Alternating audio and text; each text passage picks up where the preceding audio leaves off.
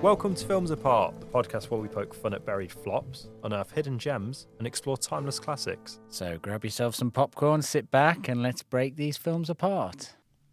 Hello, today's episode is Eraserhead, in light of David Lynch's passing, R.I.P. Yeah, I was quite shocked. I think it's always odd when one of them sort of big names passes. Yeah, I wouldn't say that he was like one of my favourite directors of all time, but he was such a famous director and such a famous figure, really. Yeah, I think it's sad that the industry's lost such an auteur, and like you say, he's obviously influenced a lot of people. He's a figurehead of the industry. Yeah. So because of that, we were going to watch Once Upon a Time in America. Yes. And we've delayed that a week to watch Eraserhead, which neither of us had ever watched. No. I've seen Lynch's other work, but I'd never seen Eraserhead. I don't think I'd seen it, but there's a little bit in my head that I think maybe I watched it once when I was drunk. Yeah, it could be mistaken for a... It just looks it's very familiar because obviously it is quite a familiar... The image is very familiar, isn't it? That picture of his head. Of his Eraserhead. Yeah. With a very David Lynch haircut. Yeah, it is. Yeah. I liked his hair. Yeah. So, what did you think? I enjoyed it. I tried making sense of it, as you always do with his pieces. I don't think I did, but I think it was a very interesting film, experimental. I think it would be very hard to watch this film once and make complete sense of it. Yeah. So if anybody's tuned in to listen to this because they're massive Lynch fans, we might be slightly disappointed. We'd have him rolling in his grave. Just complete misunderstanding of this film. But that's what the point of art is. I think that's where a lot of the joys from his films come from, just having your own interpretations of them. And interestingly, I read as well, he's never heard of anyone interpreting the film in the way that he does. Okay. Which is interesting. Maybe that'll happen today. Yeah. Maybe, yeah. But he won't know about it. No, he won't know about it. But I think that's another thing that's interesting about Lynch is that he's almost like a magician where he never quite reveals his tricks. He'll never speak on what the meaning of these things are. And it's just that sort of mystery aspect where now we know that we're never going to get the answers for the meanings behind these films from the man himself. He's a bit of a mysterious figure, isn't he? He always sounds a little bit like slightly stoned, I think. Bit coked up. Yeah. Well, no, he doesn't sound coked up. He sounds kind of, in the clouds a little bit. He's, he's an artist. He's clearly an artist. That's very, very evident. Mm-hmm. In fact, I would say that is one of the things about the film that really stood out for me. There was loads of moments in it where you would have like the camera showing just almost stills of people. Like a portrait. Yeah. It made me think of, do you know that painting American Gothic by Grant Wood? I don't, but I'll look it up now. You look it up, you'll probably recognise it. It's quite a famous painting with a man with a pitchfork and his wife. Yes, I do know this. Do you know what I mean? Yeah. Like they had that kind of benign look on their faces. They've got very long necks in this picture. And that's not something that stood out for me in this film. Oh, well, actually, I say that's a load of nonsense because at the end he had a very long neck. Yeah, the baby had a long neck. A huge neck. Yeah, that was a big neck. Should we try and synopsis this? I don't know how we're going to do this, So it follows the adventure into parenthood of a man vacationing from his printing job, but it's sort of thrown on its head and very absurd. Yeah. Is that it? That's basically it. It's his deformed child. Yeah. It's a man looking after his alien baby. The way they describe it in the film is the mother-in-law describes it as a premature baby. Particularly premature. But to me, it made me think it was like a parasite, and it made me think that is a little bit what a baby is, a parasite. Maybe it's a commentary on out-of-wedlock children, because it's premature, she calls it. Obviously, they say that they must get married after this, and then... She doesn't look happy about it. She's not happy about it. It's very shameful, and it's deformed. It's a monster. Yeah. So let's go through it bit by bit from the beginning. So you've got the first 11 minutes, I had a look, Okay. where there isn't any dialogue. Yeah, I thought it was going to be a silent film. It felt like a silent film. Reminded me a little bit of Once Upon a Time in the West for that. There wasn't a lot of dialogue, but there was a lot of sounds, like Once Upon a Time in the West. But it was machinery sounds and the clunking of... Yeah, very industrial. Yeah, an industrial kind of landscape, industrial sounds. There was like a man at the beginning of the film who was pulling levers. Yes, and he returns later on as well. Yeah. I thought that, is he meant to be like working the guy's brain away? Something. Like he was, whatever he was doing was changing something about the man, is what I kind of took it to be. Yeah, maybe that was in his brain. Maybe that was him churning out babies. The baby churner. Because of that, I started to think of this industrial landscape as this is what life is. You know, we churn out babies. Yeah. You know, we churn out life. Yeah. It's just this constant kind of machinery of us that is making something. You know, we're printers. Yeah. He was a printer. It made me think about 3D printing as well. Which 3D printed a baby. Yeah, which is, you know, obviously wasn't a thing then. But printing, you know, I mean, he was a printer. I presume that was some sort of comment. Yeah, especially with the pencil makers, how they use obviously brains for the erasers and scalp. They industrialize life. Exactly, yeah. There's so many things in it, wasn't there, that took you down little avenues in your head. It felt like a dream, a lot of it, like he was in a dream state. Yes. To begin with, it all felt dreamlike, and then as he was walking home with his groceries at the beginning, then you start to get a bit of reality. You have groceries, which suggests normality. Yeah. He goes to his home, which suggests normality. You see a record player. He sees his neighbour just before that, which was an interesting encounter. That was the first bit of dialogue. Yeah. Where she's talking to him and he's looking a bit uncomfortable. Yeah. I think that's something that David Lynch captures in a lot of the films of his that I've seen. I've only seen Elephant Man, Blue Velvet, and this. But it feels in this film particularly, every interaction with a woman is really encapsulates that, like, moment where you say something stupid and then that complete and utter dread after it, where you can feel yourself going red, and just that feeling where you're like, why have I said that? I feel like this whole film captures that feeling perfectly of just after something that you've said stupid in front of a woman, it's like, I'm fucked. That's my life over. You see, but that never entered my head. So that says something about you. Yes, that's something that I've been through but a lot. That's what I think this film does, like art. Yeah. We put our own interpretations on things. Like there was the moment when, after that, the neighbour says that Mary is called and she wants to see you. And Mary turns out to be his partner who he's had some sort of a sexual relationship with. Then we go to Mary's house and there's this really awkward conversation, and it's kind of muted as well, isn't it? Which was interesting. It's like the dialogue doesn't matter as much as the sounds in the background. Yeah. Like the dialogue was empty, and that's the feeling in that household. And then you've got the mom sitting there, and that's when it's quite funny. And she's going, "What do you do?" "I'm on vacation."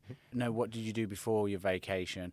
I'm was printer at worked at wherever it was, Lapels, I think. And she goes, "He's a very good printer." And he's very smart. He's very smart at printing. And she goes, "I can tell he's very smart." And it was just like really just empty, like funny commentary. And then the man comes in. It's like this really funny scene with this guy who comes in and he starts talking about, "I remember when this just used to be pastures, and people think that the pipes grew in these houses, but I plumbed the whole of this town." And that's how much of that can you relate to in life, you know? Yeah. That's so. It feels like bringing like a girl home for the first time to your parents when you're at like primary school or something, and that awkward thing of them trying to talk to you, and just you're from completely different worlds. There's no real crossover. See, to me, it felt like the conversation that happens in so much of life that we've talked about this before, that is just pointless. Yeah. Why are we having this conversation? Yeah. It's like he's commenting on the emptiness of it all. It doesn't matter. And that man saying all the stuff that we've heard a million times before. I remember when this used to be fields. You know, like I've heard that since I was a kid. Yeah. It's just like stuff people say. And then you get to the meal. This was my long way of getting to the point that what you related to in this film, I related to this bit strangely in this film with the chicken. When he goes, "I can't do anything, my hand's numb. Yeah. Will you carve?" Yeah. And it felt like it was passing the mantle a little bit. Yeah. And I have been in that situation. And there's a lot of pressure to carve well. It's like prove your manhood to me and you can have my daughter. That's what that scene feels like. And that was the bit that stuck with me, that made me think I really related to that. It made a really it was really big in my head anyway. I think that there's like moments like that in the film. I think that whole scene of the dinner, I think that was the most memorable scene that stuck with me the most after the film. Well, it's the scene that was most grounded in reality, I guess. Yeah, and I think I like them aspects of these films that are grounded in reality, but things just aren't quite right. Yeah, it's kind of surreal. Yeah. Without that, have you ever heard of a film, I don't know if you studied this, called Chien Andalou? It's like a really old film made by Buñuel, I think you pronounce his name, Luis Buñuel, and Dali, Salvador Dali directed it. And there's like lots of black and white images, and you see like an eye being cut open and ants coming out. It's just all these weird kind of images. It made me think of that film, and I think without that kind of grounding in reality, and there's a bit of that in that film. Dali, that's what Dali is, surreal. But this was more grounded in reality. There was more that you could latch on into this than there was in that film. So after the meal is cut short, the mum drags Henry aside to demand him to tell her as he had sexual intercourse with her daughter. And then snogs him. Yeah, and then after he admits it, she snogs him. And also there's another weird bit where the women just start climaxing. No, it's before he admits it. Yeah. Before he admits it. It's like she's trying to get it out of him, and then she snogs him. And he goes, I'm too nervous. I'm too nervous. Yeah. And he looks away. This is the stuff, I guess, that you were talking about. But...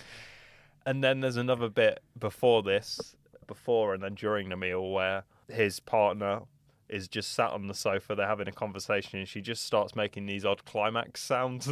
Oh, when they're at the meal? Yeah. When they're at the meal. No, this is before the meal. Oh, the partner makes climax sounds, gets her hair brushed. That stops it. And then the mum does it at the dinner table as well. When the partner did it, I thought she was having a seizure.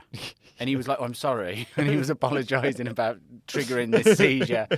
And then when he was cutting the chicken, then the mum starts orgasming, which to me, I linked to, because it was like he was taking over the mantle. He was becoming the man of the house. It's like she was becoming turned on by him. Yeah. And then in the next bit, she's snogging him, and then the daughter comes out and bursts out crying, which at first I thought was because she was annoyed at him, but then it didn't seem like she wanted to marry him. So I think she was just crying because she was being forced to marry somebody because they were having a baby. And she's had this premature child that looks like a little baby alien. Yeah.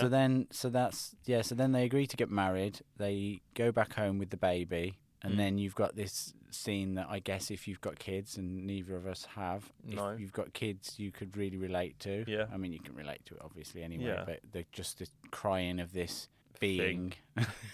This abomination. And does all parents go and through? The woman getting incredibly fraught in some sort of postnatal depression around it until she leaves him. Yeah.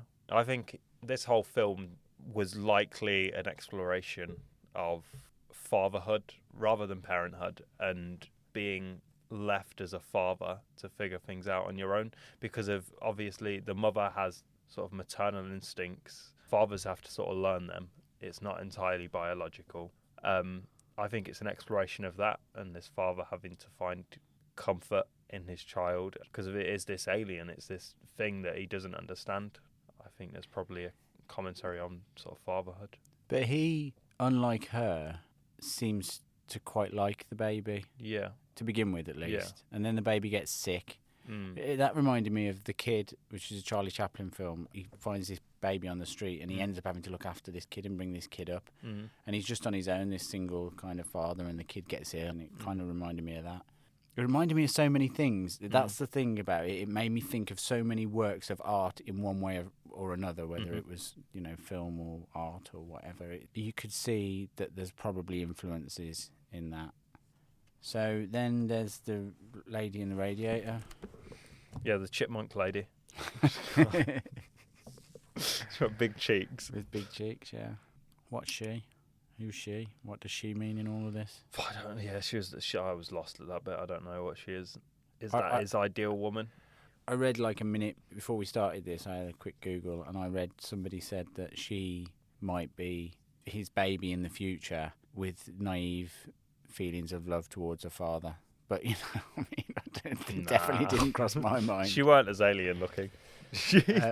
Well, I mean, who knows? Yeah, I don't really know what. And there's that song she sings about being in heaven. So that felt very dreamlike. I think a lot of them bits were dream sequences because obviously then he gets his head cut off within that world, and it gets turned into an eraser. Yeah. On the end of a pencil, and then he wakes up. Well, that wasn't real. Fine. No, it wasn't real. Yeah. The other notable thing in it was the affair. Yes. With the neighbour. Yes. So, clearly he was attracted to her from the off. Yeah.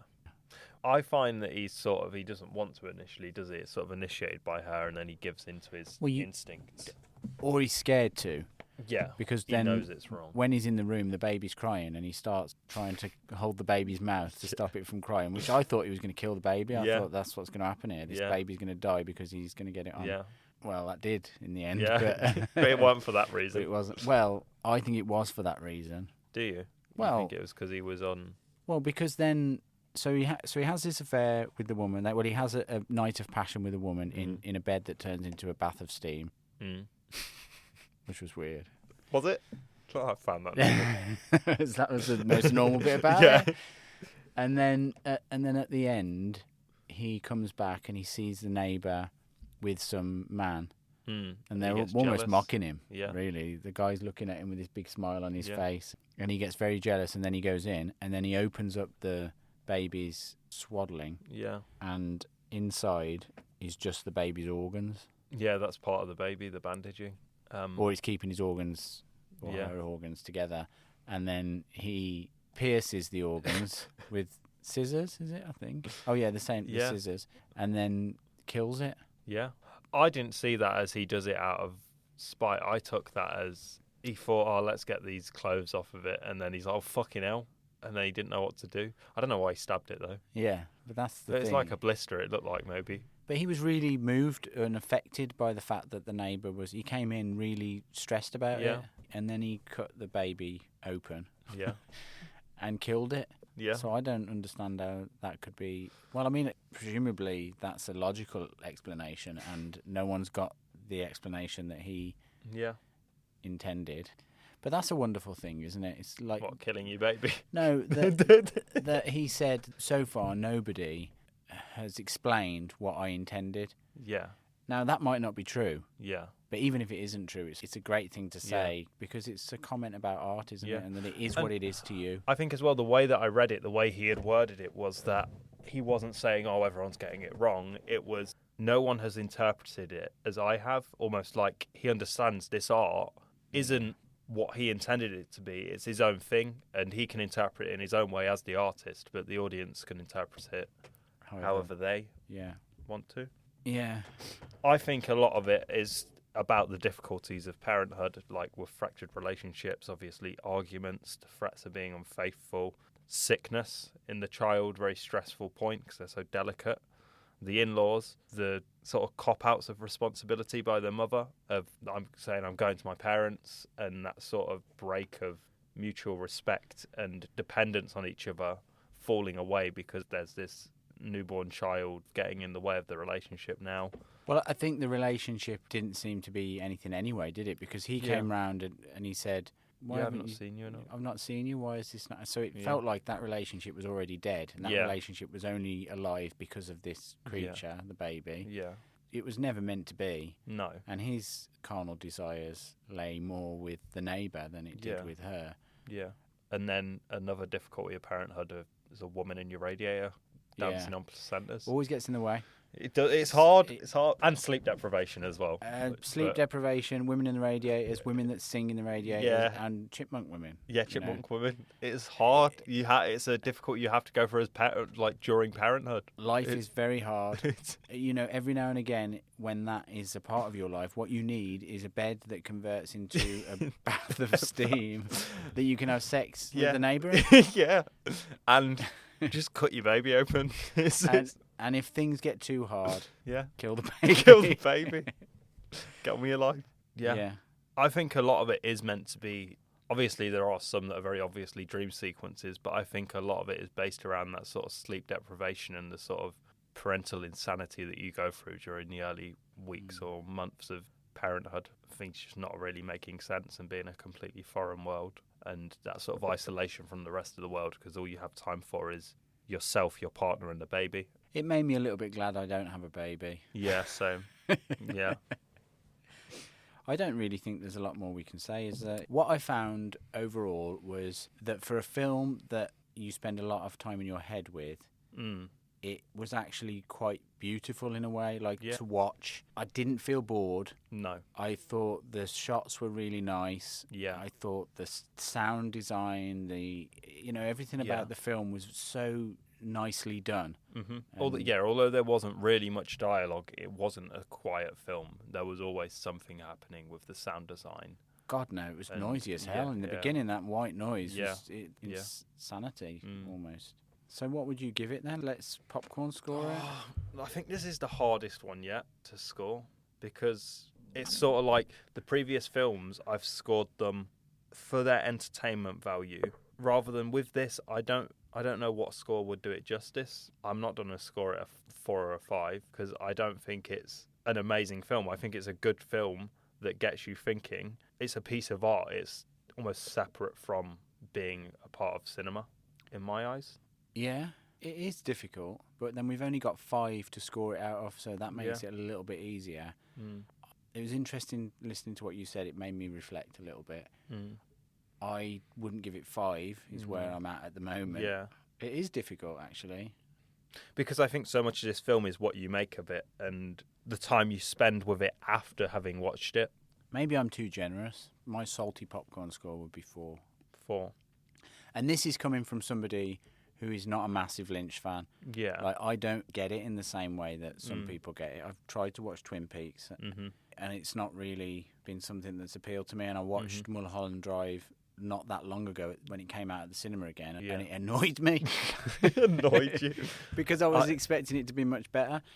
But I feel like I want to go back and watch it after watching this, because I feel like I've got more of an insight into the David Lynch that made those films, as opposed to Blue Velvet and Elephant Man, which are much more logical films. Yeah, I think that's the thing. So the fact that it made me want to watch his films again, and I want to go and watch the rest of his films. And the fact that it was beautiful, yeah, is the reason that I would give it 4. That it just looked really nice, and it felt very consistent, and I didn't once feel like this person didn't know what he was doing. No, I did feel like that when I watched Mulholland Drive. I felt like he didn't know what he was doing at times. Yeah. I didn't feel like that once during this film. I felt like he knew exactly what he was doing. Yeah, I guess I'm just concerned about, depending on the score, that's going to reflect of what I think is the piece. But I'm thinking of giving it. I'm struggling to decide between 3 out of 5 and 4 out of 5, but mainly because of the films I've scored previously. If I give it a 4, I don't know if it's a better film than some of them. Shit. I'm going to say 3 out of 5. I think it's a brilliant film. It gives you a lot to think about. So that's 7. Has a lot to say. So you gave it 3 sweet. I gave it 4 salt. That's 7 sweet and salty popcorn, which puts it on a par with Once Upon a Time in the West. Yeah, I'd say that's about right. Cool. 7 out of 10. Yeah. Like always, like we say, if you disagree with us, if you think we're complete idiots, if everything we've said just makes us sound like the most... Please give us hate in the comments. Ridiculous people. Yeah. Please give us hate. Yeah, we want hate. Despisers. Come on. No, I'm not marking it low just to get a reaction. I genuinely, I think it's, for me, a 3 out of 5. But as well, this low. Is no. I don't think that's low. No. I think for me as well, where I come into film, I think this reflects in my scores of previous films. I like mainstream movements, blockbusters, the big greats like Indiana Jones, Star Wars. Like, for me, film is very much a medium for storytelling, and a part of that medium that I struggle with is the more artistic side of other movements which aren't more mainstream. And I think that's just because I've not explored them much, and this podcast gives me a chance to, which is probably why I find it easier. Not that this was a hard watch, but I'd find I would score his other films, maybe like The Elephant Man or Blue Velvet, a higher, because they're more narrative. I feel like I watch films for narrative.